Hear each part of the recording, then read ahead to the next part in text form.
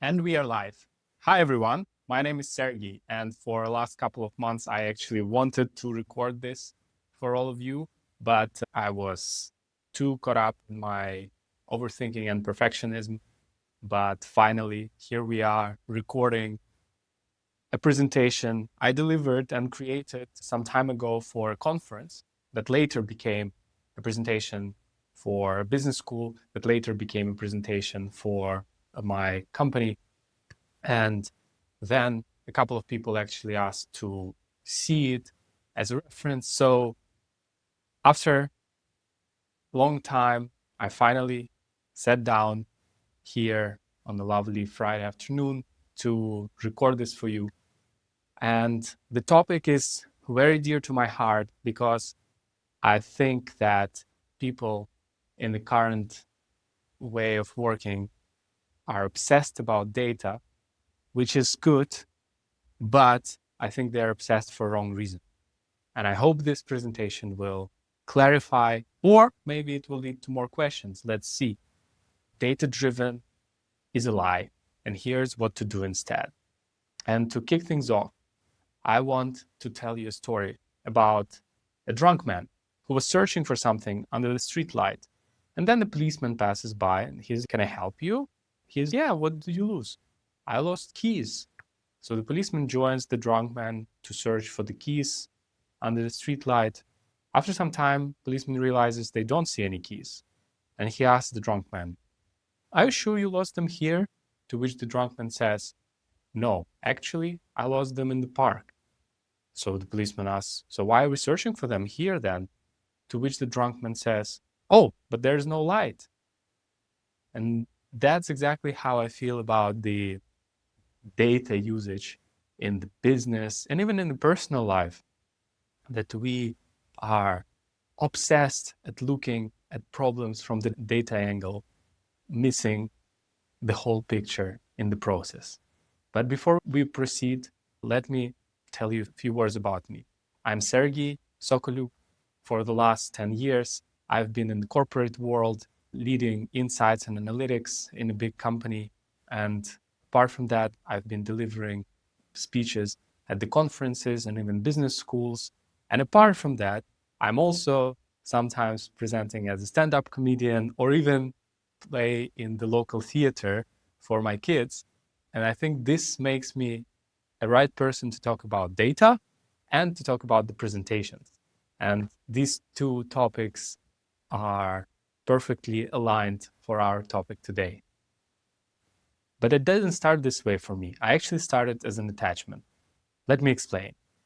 Basically, in the beginning of my career, when I was asked to do some data analysis on a particular topic, I would open the dashboard or an Excel, take a screenshot of the graph, paste it in the PowerPoint or an email, attach it, and send it, asking, "Do you have any questions?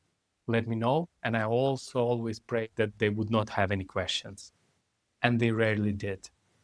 Later, I was also asked to present, which I did the same, copy paste, attachment into the slide, saying, "As you can see on the slide," just to realize that no one saw anything, but no one had any questions, which is probably normal. But that's what leads us to the presentation today. Today, we will cover the biggest mistakes that smart people like you are making when presenting and working with data, a simple story-first structure that turns any chart into action, and 3 myths about being data-driven that I think hold you and your business back from actually leveraging the data that you have available in front of you. Why we are focused on data presentation itself, not just being data-driven, but why the topic of data presentation. A lot of people think that data and data presentation is all about sleek slides, beautiful charts, or the charisma of the presenters. While those things are important, they're never a deciding factor how good your presentation is. The best data presentations are simply clear stories that lead to action. You need to stop thinking about being fancy. You need to stop thinking about complicated models. All that matters here is the presentation leads to action. Even Steve Jobs said that the most powerful person in the world is a storyteller. And a lot of people thought about storytelling as something reserved for TED Talks, product demos, people like Steve Jobs.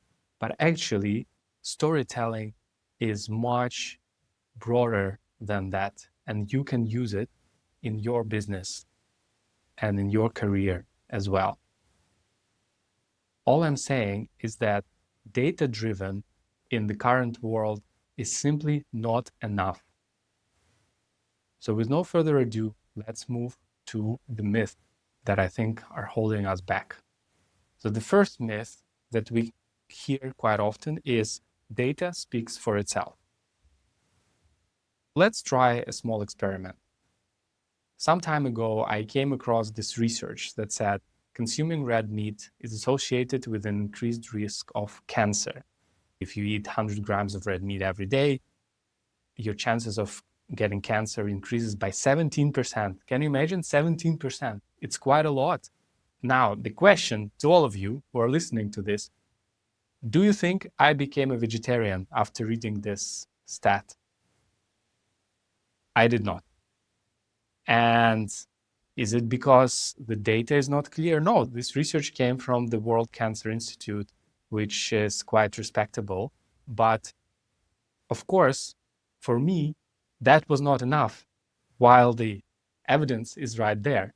In fact, I prefer the research that proves that drinking red wine can actually help to prevent some of my deadly diseases, thanks to antioxidants found in grapes. And I don't even care that the research comes from the sun and it's not proven or anything. That's not health advice, by the way.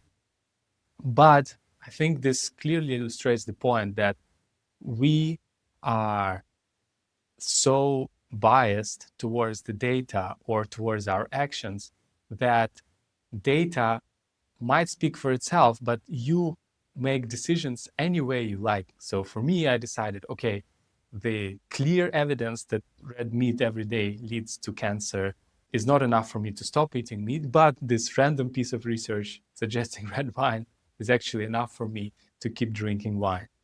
There is a funny Dilbert comic that shows that if the data that you need to present actually supports your decision, it's called a good data.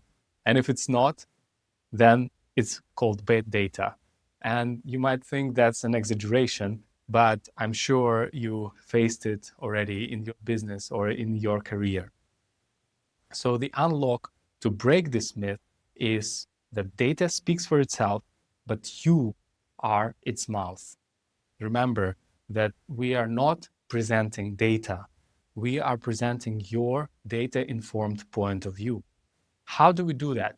I draw inspiration in this case, not from the data or business or consulting world. I actually draw inspiration here from the copywriting world. And this is the best illustration of the copywriting I ever found. Nice visualization shows you the Mario brother. And for those of you who played, you know that when you acquire this flower, you get the flame-throwing ability. And a good marketing in good copywriting is not trying to sell you a flower. It's actually trying to sell you your flame-throwing abilities. While a lot of bad marketing is simply saying, oh, look how beautiful the flower is. It's a bit green, it's a bit red. While you just say, hey, you want to throw flame balls? Here's the product for that. Same applies to the data presentation. A random stat, a graph means nothing unless you're putting it into the context of the decision maker. The best example here is, of course, Apple.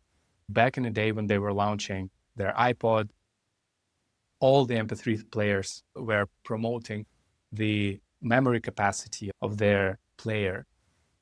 And you had 2 gigabytes, 56 megabytes, and so on. But Apple went into another direction. Instead of saying iPod 5 gigabytes and 25 gigahertz or whatever, they said 1,000 songs in your pocket. So they actually explain to you what you can do with this data. 5 GB, I have no idea how many songs it is. And now it doesn't even matter.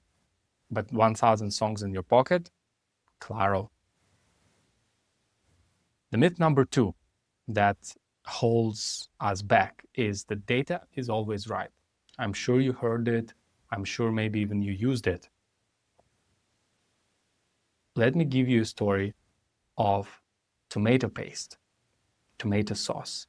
Campbell, the famous soup maker, actually has this tomato paste brand. And at some point, they were not number 1. They were number 2 or 3. And they decided that they want to break this and they want to start being number 1. So they said, okay, we will create the best tomato sauce there is.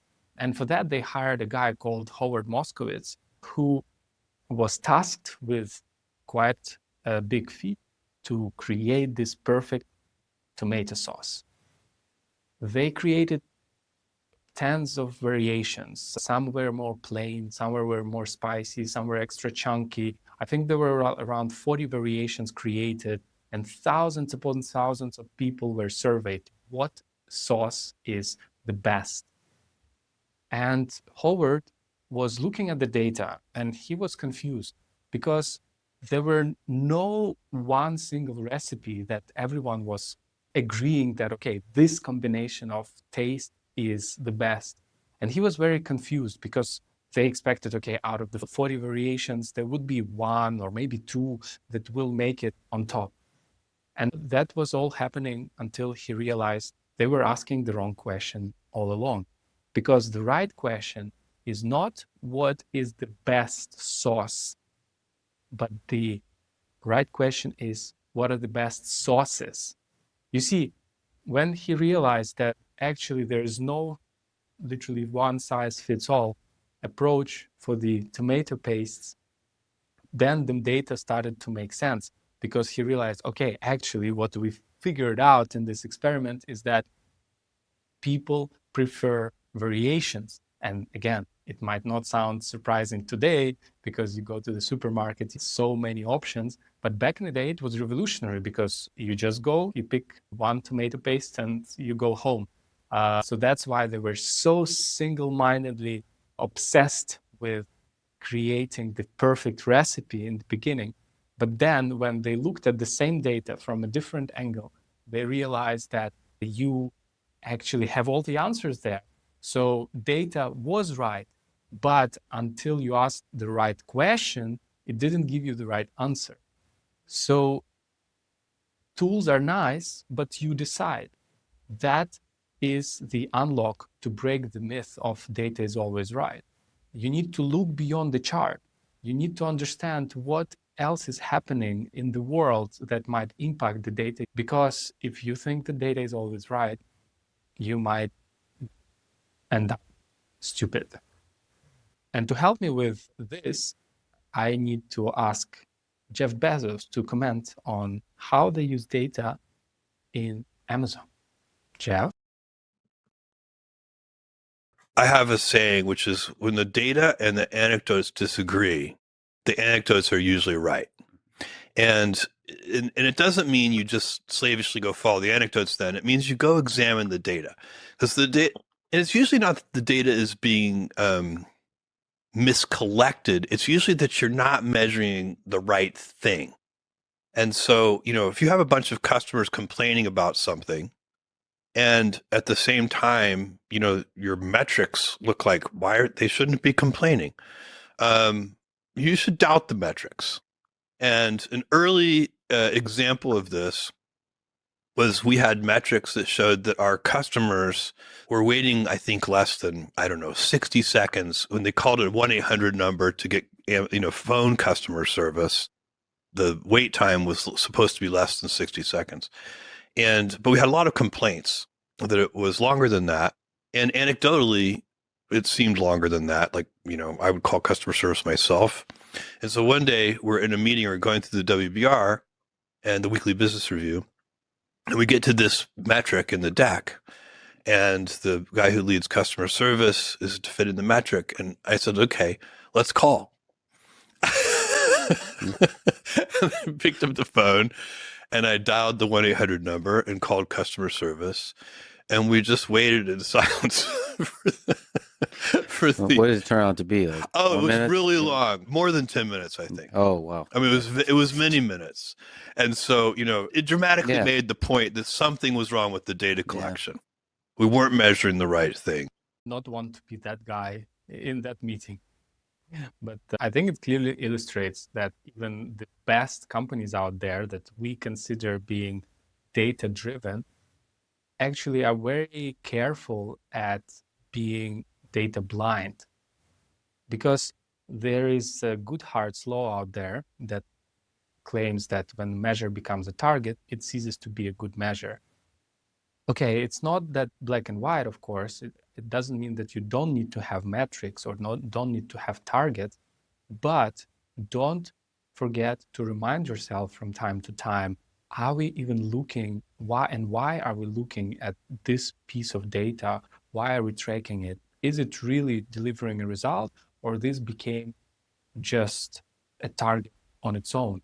And now everyone is obsessed just about hitting the metric, but forgetting about why we even track this metric. And that leads us to our last myth that we need to break today, which says what gets measured gets managed. Again, another unbeatable truth that all the business people are subscribing to. The problem is that when people are talking about measuring and managing, they ended up measuring everything while managing almost nothing. Let me show you an example. Let's see the pure amount of the data that gets generated in the world every year. And you can see that the amount of data is actually so much so that it's now measured in something called zettabytes. I don't even know how many zeros it is, but I would assume a lot. But you see clearly that the amount of data is growing exponentially.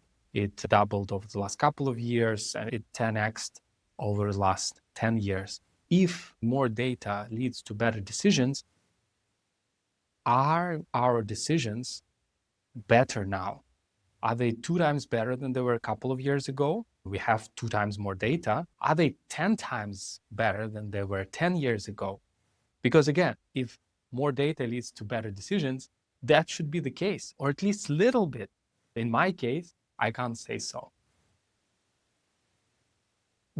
Some of the problem comes from just the pure expectation of what do we want to see when we say we analyze data. We want to be data-driven. When you open a dashboard or when you create a report, you expect to see something like this Financial Times visualization or The Economist, who are famous for their beautiful visualizations that are so straight to the point that, of course, that's how big data or data in general should look like, the clear, self-explanatory pattern. However, probably the reality is different. When you are opening your business dashboard, it looks like something like this, just a random chart in the middle of nowhere, lonely. So this is what we get.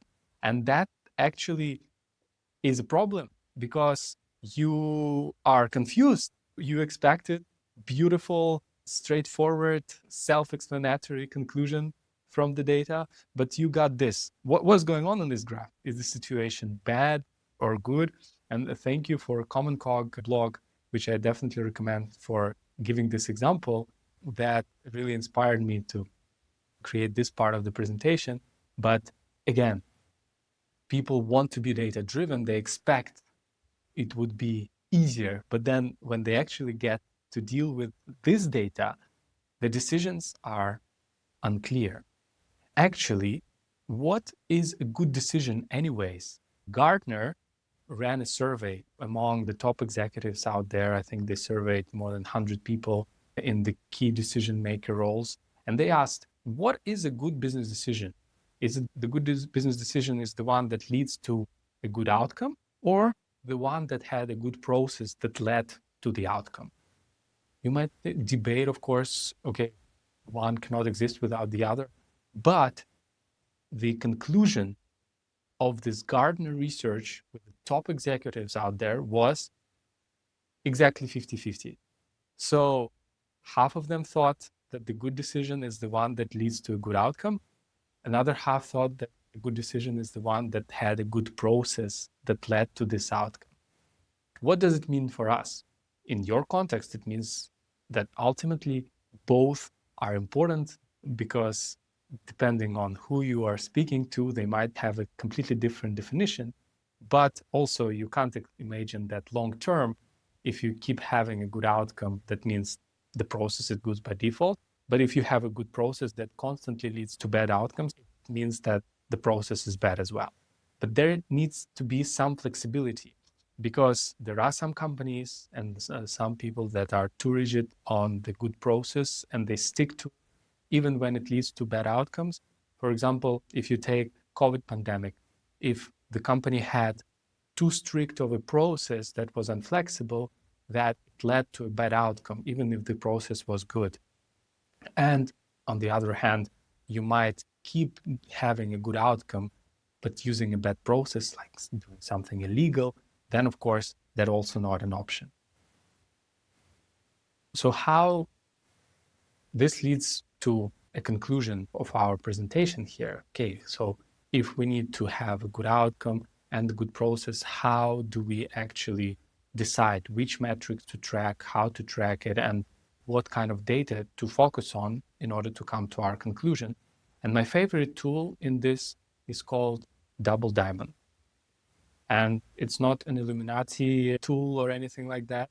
It's just a process that I borrowed from the design thinking approach, where in the normal, if I would ask you, how would you design something, let's say a mug, you might jump into thinking, oh, which colors should it be? What material should it be? But the double diamond method encourages you to take a step back first and ask few questions to make sure we are designing the right thing first. If you're designing a mug, you first think about what kind of liquid it would have. Is it hot? Is it cold?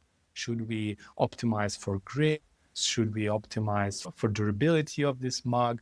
Will it be used in the wild? And so on and so forth, before jumping to the second part.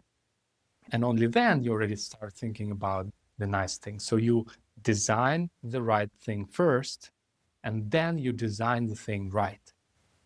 And I came to a perfect conclusion how to convert this design tool into the analytics tool. Luckily, you just need to change one word here. Instead of design, we analyze. So I think a lot of people are obsessed about the second part. Again, analyze the thing right. What dashboard to use, what methodology, what is the latest tool, what is the latest database, AI, and so on. Which is important, which is definitely important. But until we clearly answer the first question right, are we even looking at the right thing to start with? We cannot jump and analyze before. That's why, to be honest, I am not too much concerned about AI replacing data analysts or analytics, because if your current setup is all focused about the second part, yes, that's the part that AI will replace. But if your value add in the first part, when you can actually make sure that we are answering the right question, we are designing the right systems, and so on, then you're irreplaceable. And I don't see AI replacing that anytime soon. So to show you how this all comes together, I took another example that I really like. This shows income and lifespan in the world today. Each bubble is a country. Color shows region: the Americas, Europe, Africa, and Asia. And size is population. The big ones are China and India. And this is income, GDP per capita, from $500 all the way to $50,000 per person and year. And this is lifespan, life expectancy in years. These countries have the lowest income and the shortest life. And from this corner down here, there are countries at all levels, all the way up to this corner up here with the highest income and the longest life expectancy. There are no countries here. On this high income, there is no country with life expectancy below 74.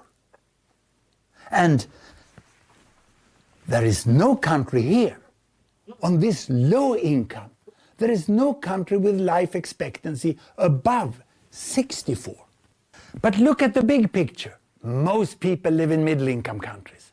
And on the same income level, there are huge differences in lifespan, from 50 all the way to 75 years, depending on how the money is distributed and how it's used. You can clearly see how good storytelling along with data comes together. What conclusions can we make, apart from moving to a richer country to make sure you live longer? The conclusion is that the author clearly had his main point in mind. He did not just throw all this data at you. It had lots of elements, but he had a clear point to make, which he made with the storytelling backed up by data. But this was clearly a data-informed point of view. He didn't throw the graph at you just expecting you to draw all the conclusions. And I think the conclusions of all the participants of this presentation is more or less the same. And this all originates with a single problem that people had from data to start with.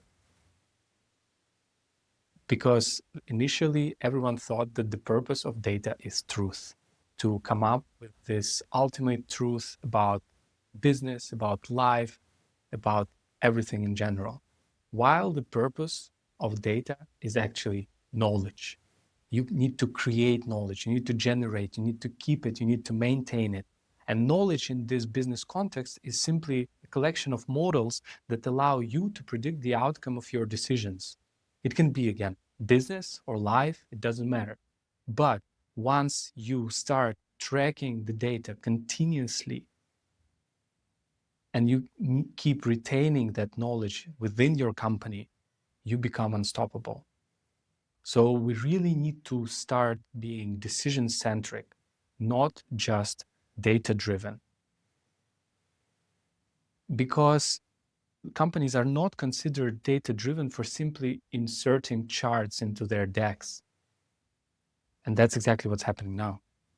People are saying, yeah, I made a data-driven decision. Yeah, we had a bunch of charts, a bunch of data points in my presentation. It's actually their ability to act on this data. So think about the companies that we consider data-driven. Amazon, Meta, it's all companies that not only can generate a lot of data because they're digital or otherwise. These are the companies that take this data, they convert it into an amazing customer experience, and then they keep all this machine running and it reinforces itself. Amazon gets rewarded as a public company because they keep hitting their targets, because they have this well-oiled machine that runs on data, that is managed by data through their, as we heard, weekly business reviews and so on. And then whatever they promise the public, they deliver, or if they can't, they can also let the public know. So then at the end, that's what really creates a successful business and life in general.